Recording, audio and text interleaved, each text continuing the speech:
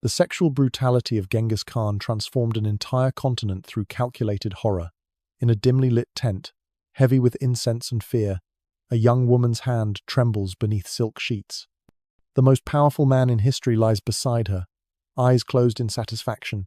She's one of thousands, but tonight, she'll be the last.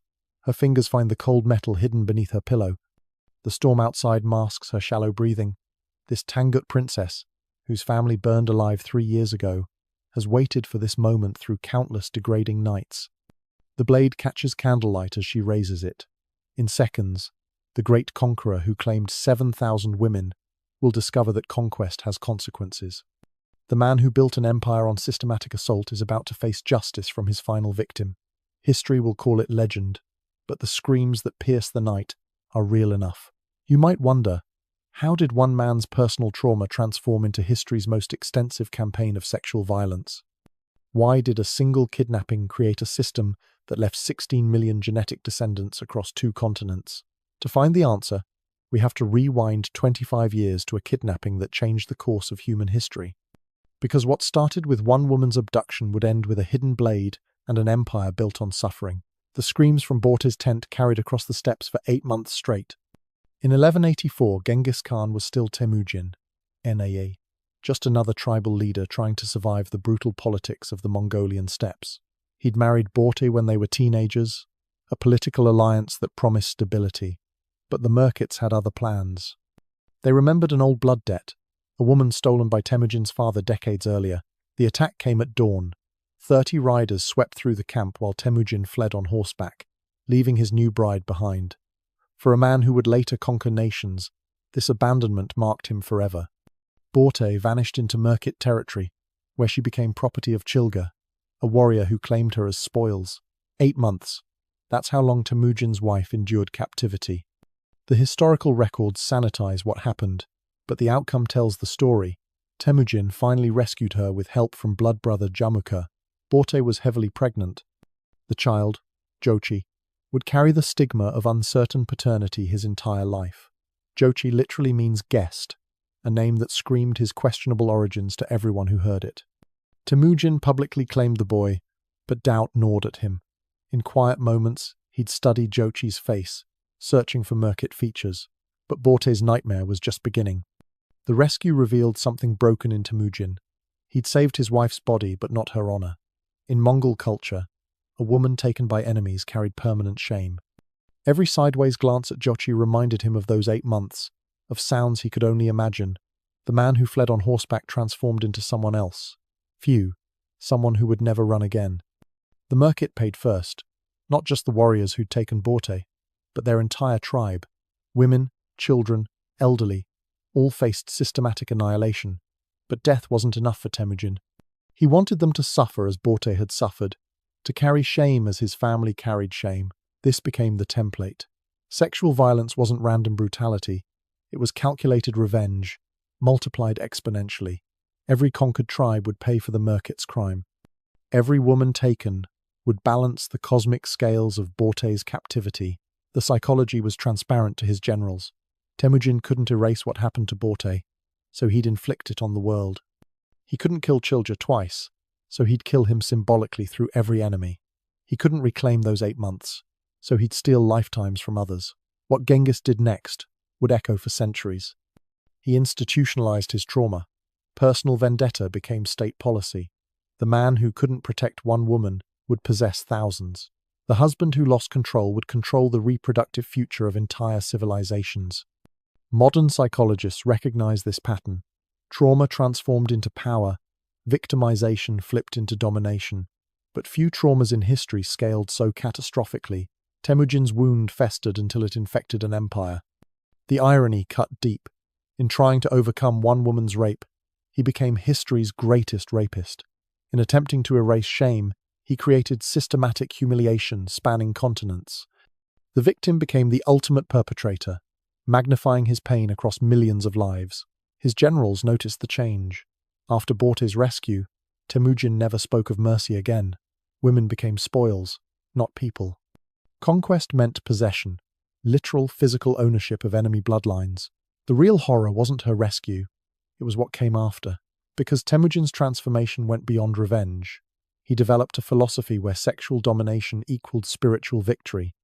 Taking enemy women didn't just humiliate warriors, it erased their genetic future. Every forced pregnancy replaced enemy blood with Mongol blood. Systematic rape became ethnic engineering. This philosophy required infrastructure, organization, bureaucracy. You can't traumatize a continent through random violence. It needs planning, hierarchy, rules.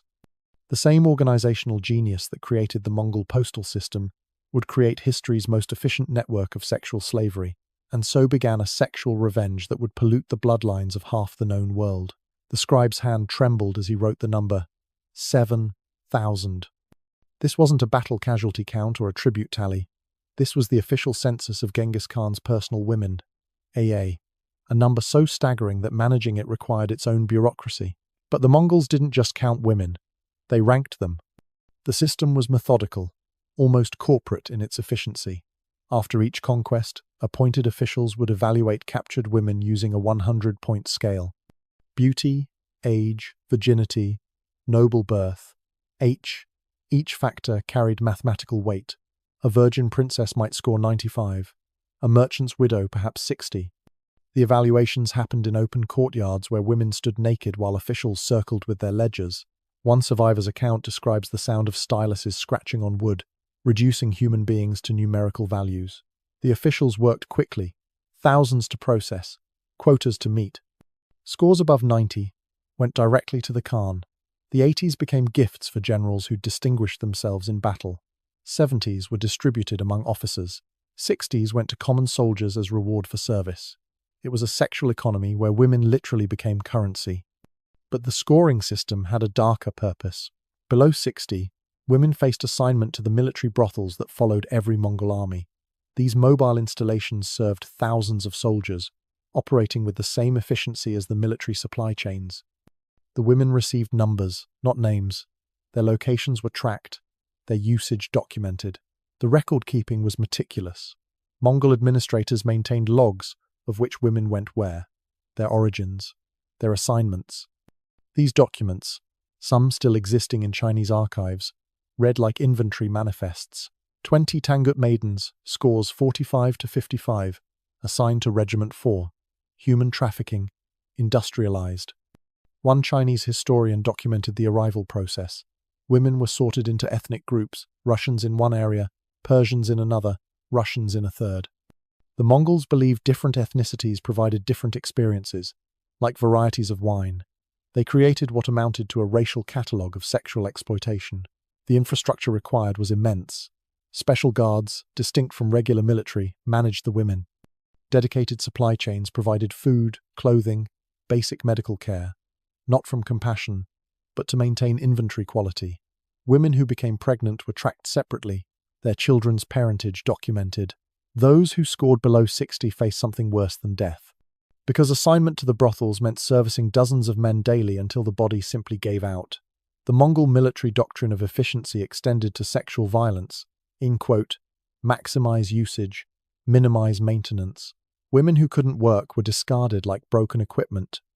The higher-scoring women faced a different horror. Becoming a general's property meant exclusive ownership, but also complete isolation. These women lived in mobile palaces, silk prisons that followed the army. They existed solely for one man's pleasure, their lives measured in his satisfaction. The Khan's personal 7,000 operated under even stricter control. They were organized by ethnicity, Siano, human trophies displaying the reach of Mongol conquest. Chinese beauties in one section, Persian princesses in another, Russian nobles in a third. Walking through Genghis Khan's Gur complex was like touring a living map of subjugated peoples. But managing 7,000 women required innovation. The Mongols created rotating schedules, tracking systems, even medical examinations. Women past childbearing age were reassigned as servants to younger captives. Those who bore sons received elevated status, i.e., a perverse incentive system that encouraged cooperation. The ledgers revealed the true scale. Financial records show the economic investment. Feeding, clothing, and transporting thousands of women across continents required resources comparable to maintaining cavalry divisions. The sexual slavery system consumed approximately 15% of imperial revenues, AEC, a massive state investment in systematic rape. This wasn't mindless brutality. This was rape industrialized, bureaucratized, optimized. The same administrative genius that allowed Mongols to govern from Korea to Poland created history's most efficient system of sexual exploitation. Every detail planned, every outcome measured. The Chinese chronicler Zhao Hong witnessed the system firsthand. His accounts describe auction blocks where generals bid on captured women, using plunder from the same cities these women once called home. The irony was intentional. Your destroyed city's gold now purchases your daughter. Yet even 7,000 women weren't enough for what Genghis planned next. Every Tatar woman over the height of a wagon wheel. Those 5 words sealed the fate of thousands. The year was 1202, and Genghis Khan had just defeated the Tatar Confederation. But military victory wasn't enough. The Tatars had poisoned his father years ago, another wound that festered in the Khan's psyche. Now came the reckoning, and it would establish a template for sexual violence that would define the Mongol expansion. The order was specific, methodical. First, execute every Tatar male taller than a wagon axle, AG roughly 3 feet. This eliminated all men and adolescent boys, while sparing male children young enough to forget their origins. But the women faced a different fate entirely. Genghis Khan distributed Tatar women among his troops like battlefield rations, not randomly but systematically. Elite warriors received younger women, common soldiers got older ones. The mass rape wasn't a breakdown of discipline, it was the opposite. Organized, sanctioned, encouraged. Witnesses described scenes that haunt historical memory. Tatar women forced to watch their husbands' executions, then immediately distributed to their killers. Daughters separated from mothers, sisters torn apart, each assigned to different military units. The Mongols understood that isolation amplified trauma. The order was specific for a horrifying reason. Because Genghis Khan wanted Tatar bloodlines to continue, but only through Mongol fathers. Every Tatar woman would bear Mongol children, their own ethnic lineage diluted and eventually erased. Genetic conquest through systematic rape, turning wombs into weapons of ethnic cleansing. The logistics required careful planning. Pregnant women were marked and monitored. Those who resisted faced public examples that discouraged further defiance. The Mongols created what modern prosecutors would recognize as a systematic campaign of forced pregnancy, fié, genocide through biology. But the Tatars weren't passive victims. Many women chose suicide over submission, throwing themselves from cliffs or into rivers. The Mongols responded by increasing surveillance, binding women's hands at night, posting guards specifically to prevent self-harm. Even death became a privilege denied. One Tatar survivor's account, preserved in Chinese records, describes the sounds of that first night, thousands of women's voices rising in grief, pain, and rage. The Mongol camp stretched for miles, and from every corner came evidence of the systematic assault. By dawn, an entire culture had been violated. What happened in those tents changed warfare forever. Previous conquerors killed or enslaved. The Mongols innovated something worse: biological absorption. They didn't want to eliminate enemies, but to digest them, transform them, make them genetically Mongol while erasing their original identity. The Tatar campaign established procedures followed throughout the expansion. Local women would be gathered, evaluated, distributed. Resistance meant public rape followed by execution, futility, demonstrations that broke collective will. Compliance meant survival, but survival as breeding stock for conquerors. The Mongols documented their efficiency. Military records note the number of women distributed after each battle, like ammunition expenditure. One general boasted of receiving 40 Tatar virgins as his share, a detail recorded without shame in official histories. The psychological warfare was deliberate. Mongol soldiers would taunt Tatar women about their murdered families while assaulting them. They would force women to say Mongol phrases, to praise Genghis Khan, to thank their rapists. Physical domination wasn't enough. They wanted spiritual submission. But the Tatars were just the prototype. Because Genghis Khan was perfecting a system, each campaign refined the process.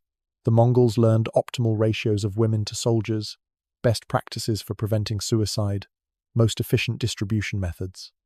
They turned sexual violence into military science. The long-term impact was exactly as intended. Within a generation, distinct Tatar identity vanished. The children of rape were raised as Mongols, taught to revere Genghis Khan, trained to continue the conquest. Tatar women watched their own children become their culture's destroyers. Modern DNA analysis confirms the historical accounts. Genetic markers show massive demographic shifts in formerly Tatar regions, with Mongol Y chromosomes replacing local populations. Science validates what survivors testified: an entire people bred out of existence. This was merely practice for the sexual holocaust about to engulf two continents. Stand, turn, live or die, all decided in 7 seconds of inspection. After each city fell, the Mongols conducted what survivors called the selection. Women and girls would be gathered in central squares, arranged in lines, and inspected like livestock at market. But this wasn't chaotic looting. This was systematic extraction of human resources. The process followed strict protocols. First, women were stripped of all clothing and jewelry, partly to prevent hidden weapons, mainly to ease evaluation. They stood naked in snow, rain, or blazing sun, while Mongol officials walked the lines with their scoring sheets. Age came first. Girls under 7 were usually killed, too young for immediate use, too much investment to raise. Women over 40 faced the same fate, unless they possessed special skills like medicine or craft knowledge.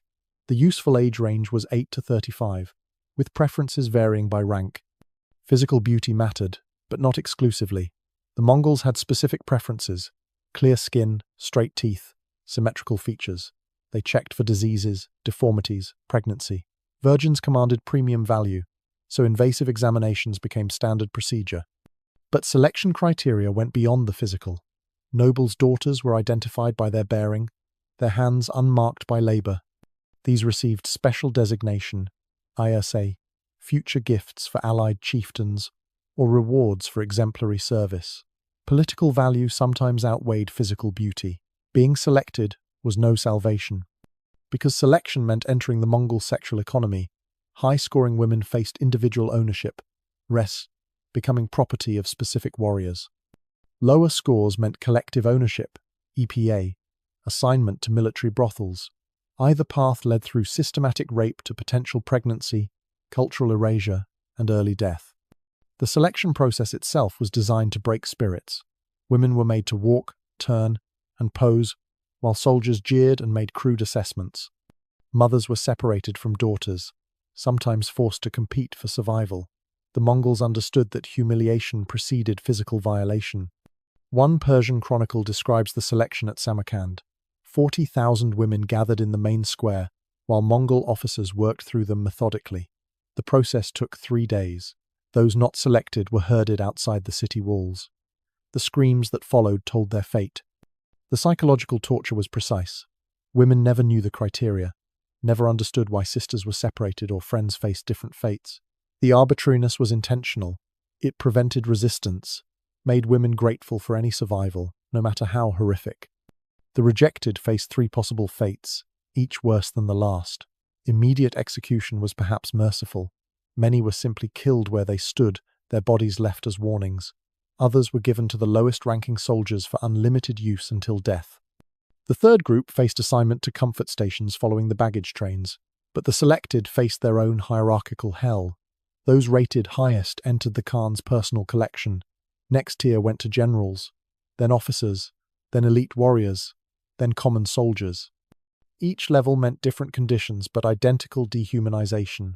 The Mongols innovated distribution methods. They created temporary holding areas where selected women awaited assignment.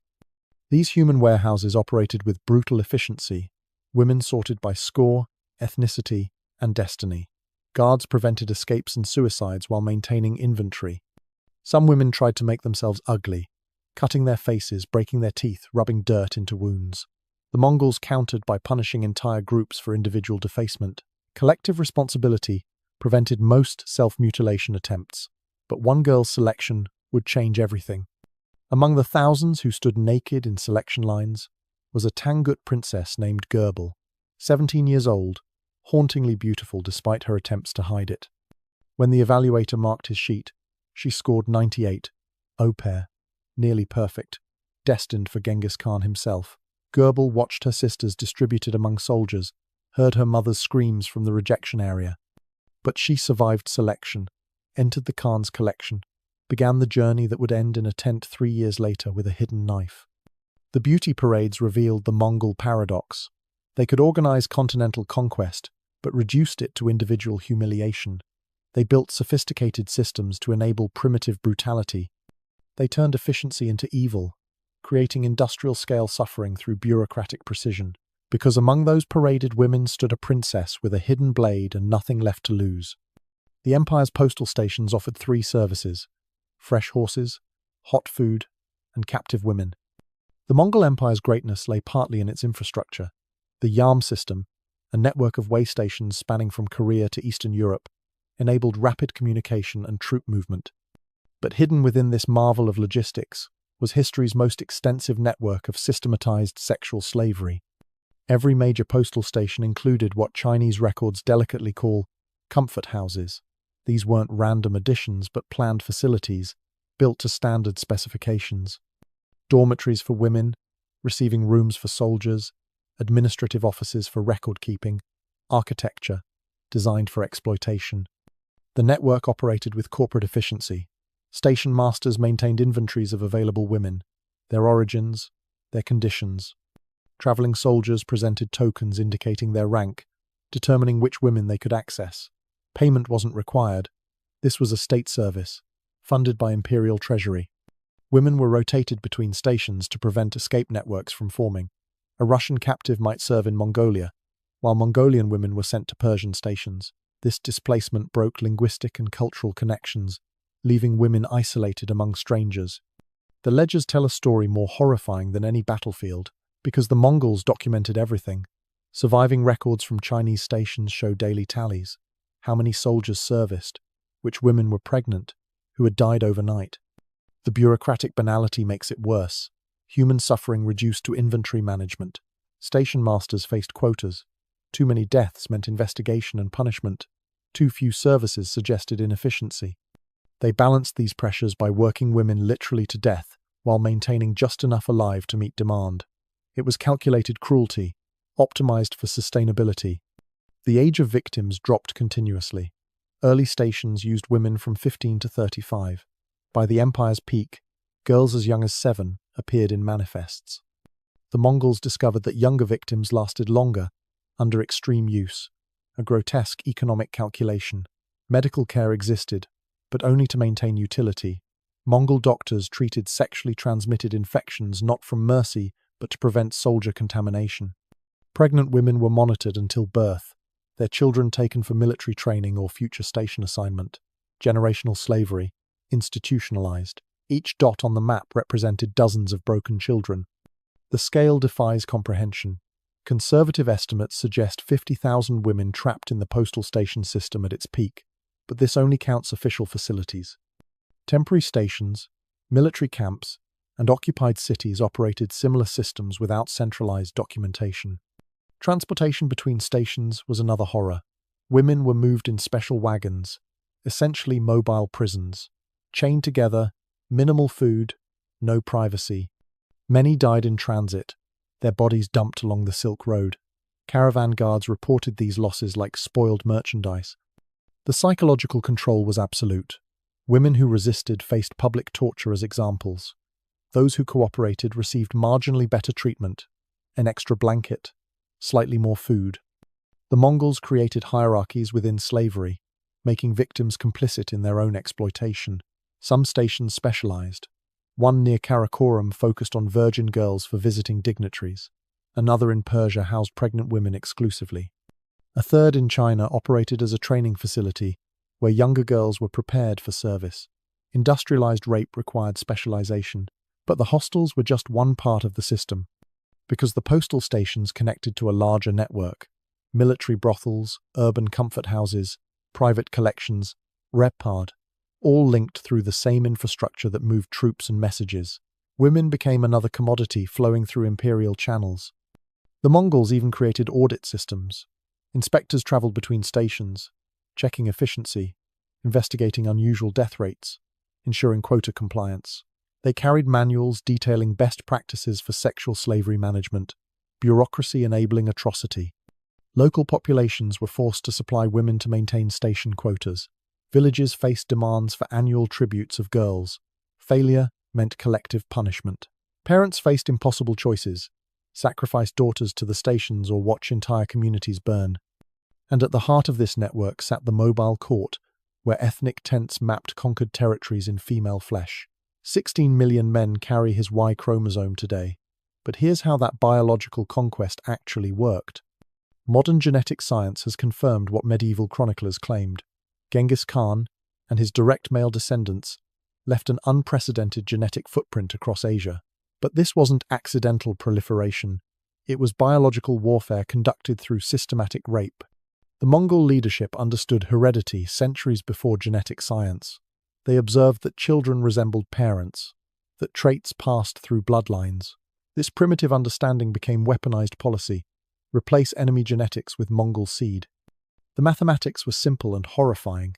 One Mongol soldier could impregnate dozens of women yearly, multiply by hundreds of thousands of soldiers over decades of conquest. Add the exclusive access of nobility to thousands of women. The result: demographic transformation on a continental scale. But forced pregnancy went beyond numbers. The Mongols targeted specific populations for genetic erasure. Noble bloodlines faced particular attention. Noble snot, enemy aristocracy, would survive only through Mongol fathers. They called it watering foreign fields with Mongol rain. The pregnancy was just the beginning of the horror, because bearing a conqueror's child meant permanent marking. These women couldn't return to their communities. They carried enemy blood.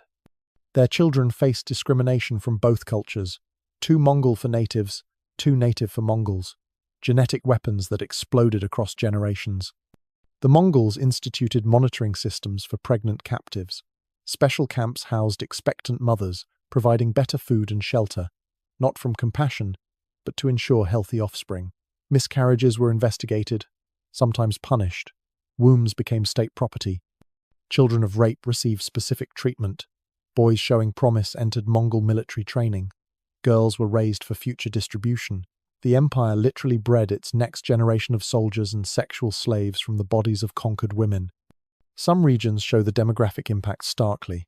In parts of Central Asia, pre-Mongol Y chromosome lineages virtually vanished. Entire male populations were eliminated, while women were forced to bear Mongol children. Genetic studies reveal a reproductive event unprecedented in human history. Modern science reveals the true scale.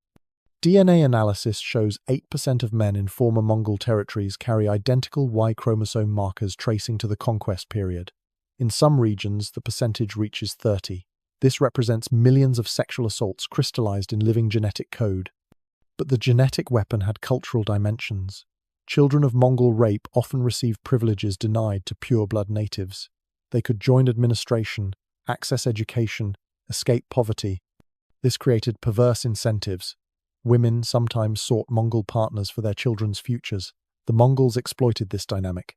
They established hierarchies where half-Mongol children ranked above pure natives, but below pure Mongols. These intermediate populations became enforcement mechanisms, culturally displaced people serving their father's empire against their mother's peoples. Forced pregnancy, as policy required infrastructure. The Mongols created systems to track paternity, establish inheritance rights, and prevent infanticide. Children were registered, their mothers monitored.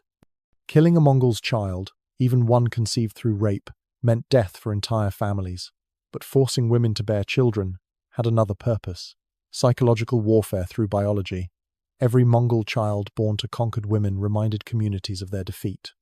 These living symbols of violation walked among them, speaking their language with conqueror's blood: trauma, hereditary, and inescapable. The Mongols even regulated lactation.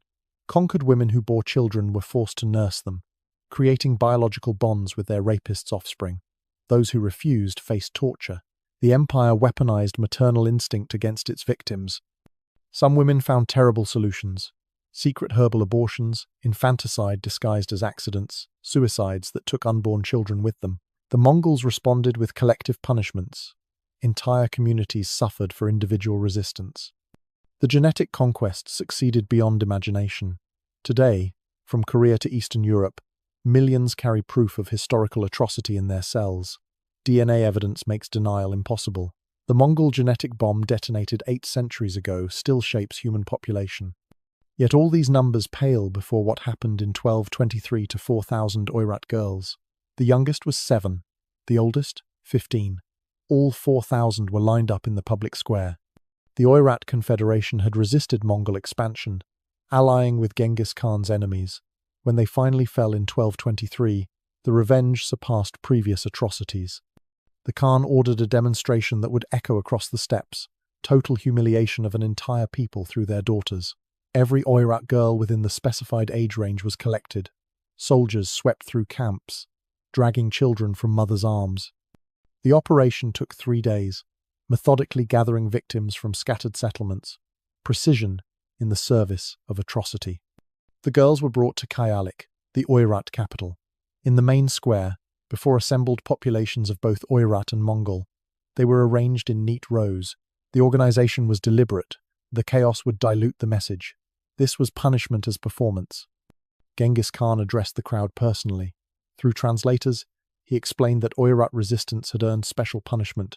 Their men would die knowing their bloodlines ended. Their women would watch their daughters destroyed. Their children would serve those who destroyed them. The parents were given a choice that wasn't a choice. Submit completely, and your daughters would merely become sexual slaves. Resist in any way, and watch them tortured to death. Most parents collapsed, begging for mercy that wouldn't come. The Mongols had calculated perfectly. Parental love became a weapon against resistance. What followed was public, systematic, and deliberately prolonged. The 4,000 girls were divided among different military units. In full view of their families, the mass rape began. The Mongols had erected platforms to ensure visibility. No one could look away.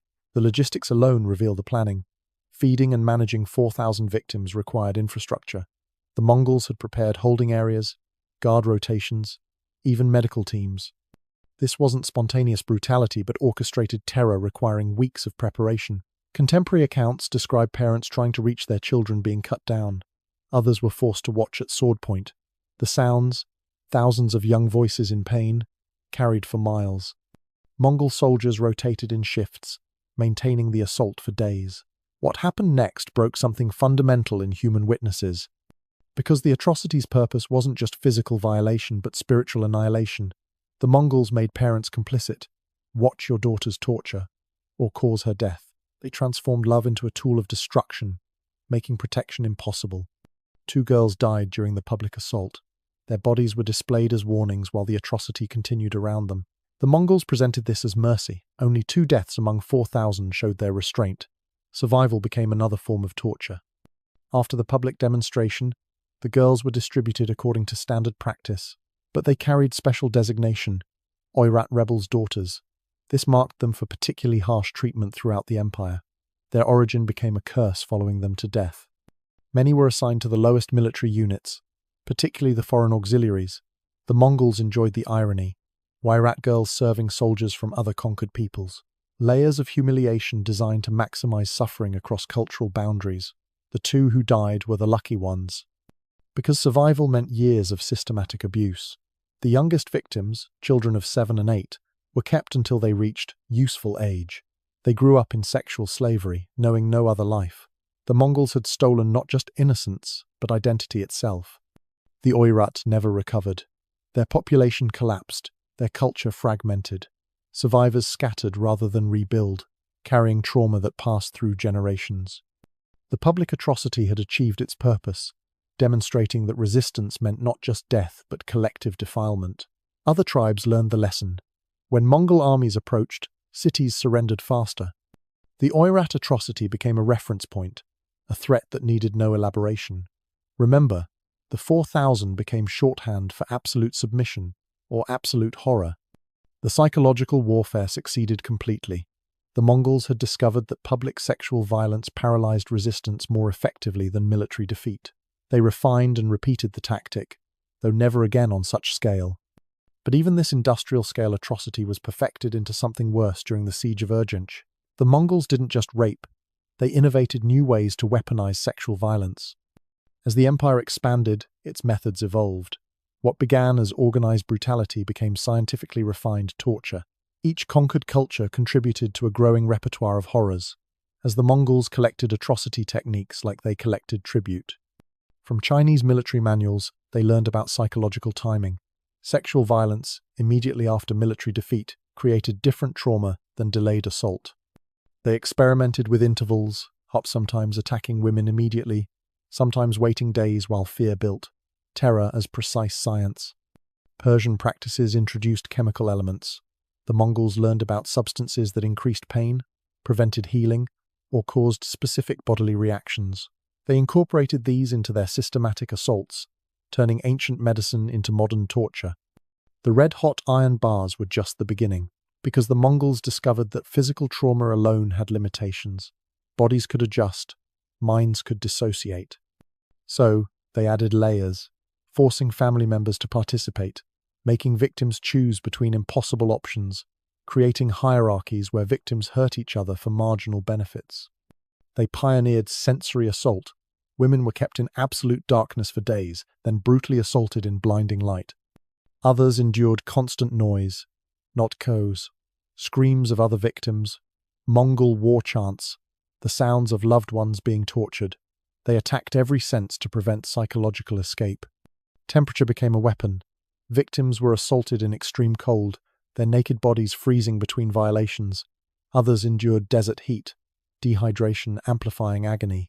The Mongols mapped how climate enhanced suffering, adjusting tactics by region. From steppe traditions came animal involvement. War horses were trained for specific cruelties. Dogs were used to terrorize and control. The fusion of human and animal assault created primal fears that transcended cultural boundaries. Sewing every orifice shut served a purpose beyond death. Because the Mongols understood symbolic violence, these mutilations sent messages. This is what resistance earns. Bodies became texts written in torture, warnings that needed no translation. The empire communicated through brutalized flesh. They developed execution methods specifically for sexual transgressions. Women who killed their rapists' children faced tortures designed to mirror their crimes. Those who resisted were made examples through genital mutilation. The punishments were catalogued, standardized, taught to new recruits. Spiritual violation accompanied physical assault. The Mongols forced victims to blaspheme during rape, to curse their gods, and praise Genghis Khan. They conducted assaults in temples and sacred spaces. They understood that breaking faith multiplied trauma exponentially. The documentation system evolved too. Later Mongol records included detailed descriptions of successful techniques, optimal sequences, victim responses. They created torture manuals that read like technical specifications. Brutality became bureaucratized knowledge. But the psychological torture surpassed the physical, forcing fathers to choose which daughter would be raped first, making mothers select which child lived or died, creating situations where mercy became cruelty, where every choice led to horror. The Mongols had mastered the architecture of impossible decisions. They invented delayed consequences. Women were told their compliance would save their families, only to watch loved ones killed anyway. Others were promised freedom after specific periods, hopes raised and crushed repeatedly. Trust became another weapon to break. The use of children as tools reached new depths. Young sons were forced to watch their mothers' violations, then made to serve the perpetrators. Daughters were used to control mothers, mothers to control daughters. Family bonds became chains of mutual torture. They even systematized healing, not for mercy but to enable repeated assault. Mongol doctors developed treatments to keep victims alive longer, to heal them just enough for continued use. Medical knowledge perverted into extended suffering. Which brings us to the concubine who would end it all. A Tangut princess, who lost everything. She was 16 when they burned her city. She was 19 when she decided to kill a god. Princess Gurbel of the Tangut kingdom watched from the palace walls as Mongol armies surrounded Yinchuan. Her father, Emperor Xianzong, had allied with Genghis Khan's enemies, a fatal mistake. The siege lasted 6 months. By the end, she had witnessed the death of everything she loved. The Mongols breached the walls in spring 1227. Gurbel saw her brothers executed in the courtyard, their heads mounted on spears. Her mother threw herself from the highest tower, rather than face capture. But Gurbel was caught trying to follow, dragged back from the edge by Mongol hands. In the selection that followed, her royal blood and extraordinary beauty marked her for the Khan himself. She scored 98 on their terrible scale, nearly perfect. The evaluator noted her defiant eyes as a flaw, unknowing that this defiance would end an empire. The journey to Genghis Khan's mobile court took weeks. Gurbel traveled in a special wagon with other high-value captives. She memorized faces, knowing most would disappear into the vast suffering machine of the Mongol system. She survived by focusing on one thought: revenge. Each night in his bed strengthened her resolve, because proximity to power revealed vulnerability. The great Khan, terror of the world, was an aging man with failing health. He wheezed in his sleep, struggled with old wounds. The monster who had destroyed millions was mortal flesh that could bleed. Gurbel played her role perfectly. Submissive but not broken, beautiful but not seductive. She learned basic Mongolian, enough to understand orders but not enough to seem threatening. She became furniture in his tent, present but unnoticed during strategic discussions. From other concubines she learned the rhythms of court life, when guards changed shifts, which nights the Khan drank heavily, how thoroughly women were searched, and where searches were cursory. Information gathered like drops of water, eventually forming a flood. The dagger came from an unexpected source. An older concubine, a Jin princess who'd served 15 years, passed it during bathing. No words exchanged, just a moment of eye contact that said everything.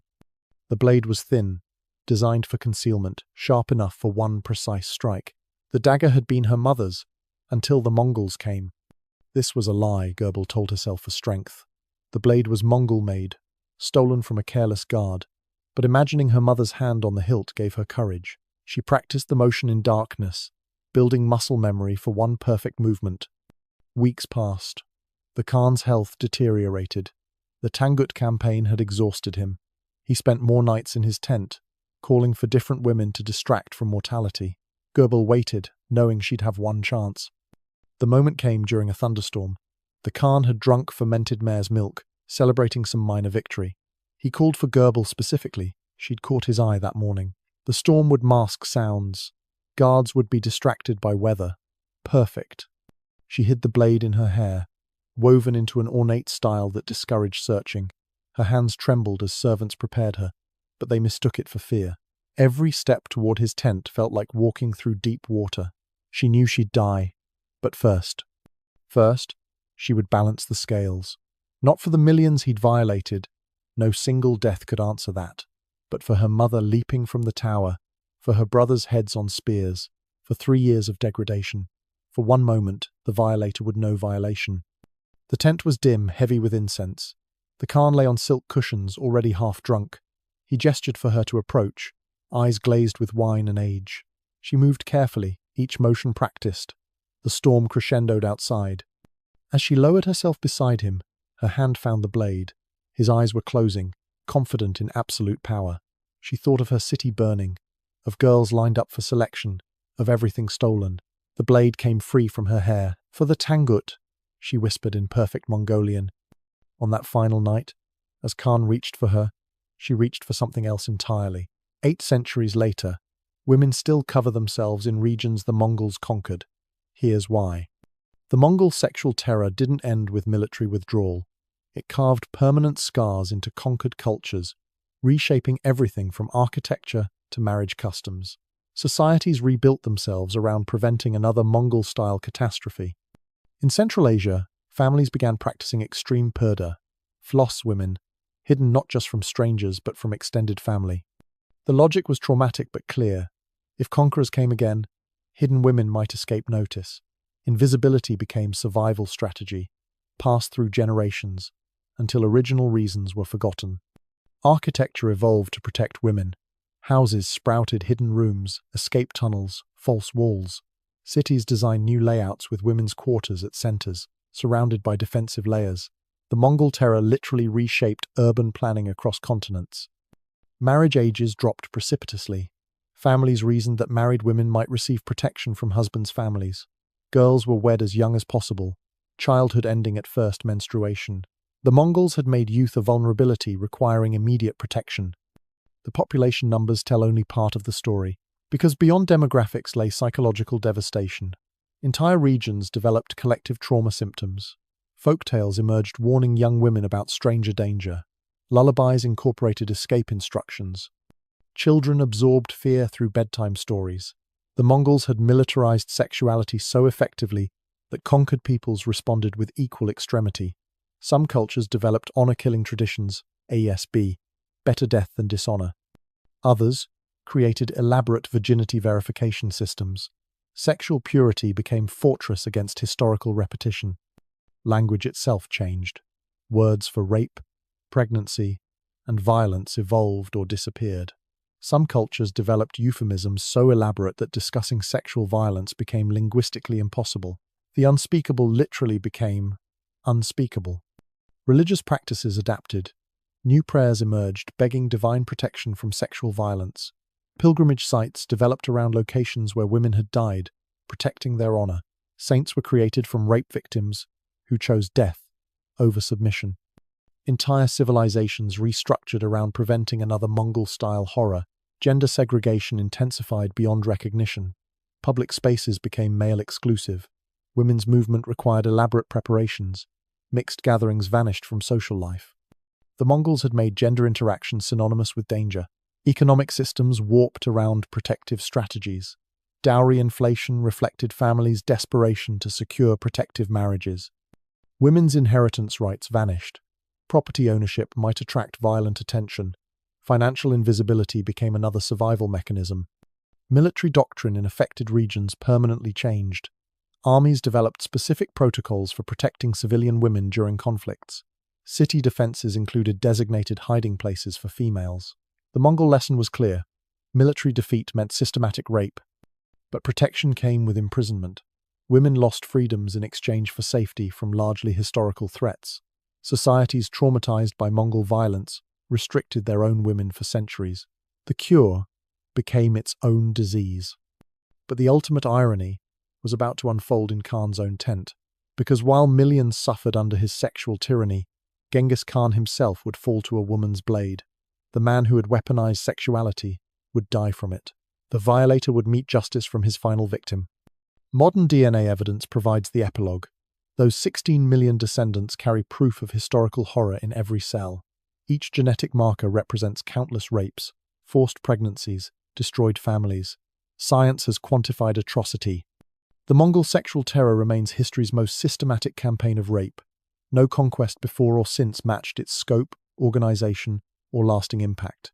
It transformed not just populations but possibilities, showing humanity depths of organized evil previously unimagined. Because on a storm-lashed night in 1227, all that systematic sexual terror was about to meet poetic justice in the form of one woman's hidden blade. Thunder masks the sound as steel parts flesh. Princess Gurbel's blade finds its mark with practiced precision. The man who had terrorized continents gasps, not in pleasure as expected, but in shock. Blood spreads across silk sheets, black in the candlelight. The most powerful man in history clutches at his groin, finding only wetness where manhood once was. She doesn't flee immediately. For 3 heartbeats, she watches his eyes transition from confusion to understanding to terror. The Khan who had violated thousands experiences violation. The mouth that ordered systematic rape opens in a soundless scream. "Every woman you destroyed," Gurbel whispers, her Mongolian perfect now. "Every daughter stolen, every mother broken. They send their regards through me." Genghis Khan reaches for her with bloody hands, but she's already moving. The storm provides cover as she slips through the tent's entrance. Guards huddle against rain, not yet aware their god-king bleeds out on silk cushions. Gurbel runs through the camp, past the ethnic tents mapping conquered territories in female flesh.